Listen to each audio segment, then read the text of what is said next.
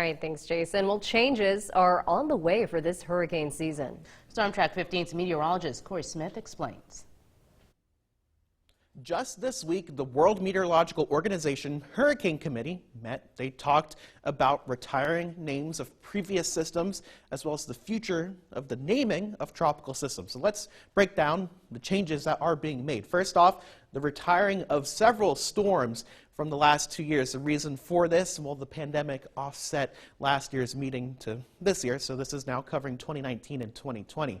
Dorian, Laura, Ada, and Iota, all names that will be retired and replaced with new names as you go ahead into the future here. And speaking of the future, the 2021 storm names.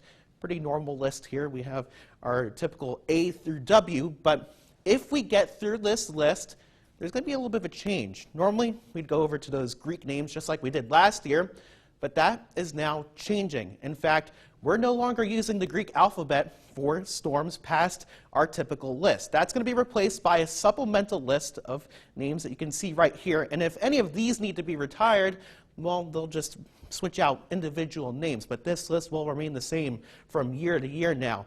The reason for these changes, well, it's more likely that we're going to be getting to that Greek alphabet every year now with the changes in our climate patterns.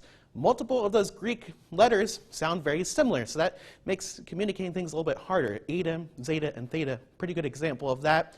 Names are hard to translate into other languages. Remember, the hurricane basin covers both South and North America, and there really wasn't a formal plan to retire any Greek names, which, in fact, you saw 2 of those were retired.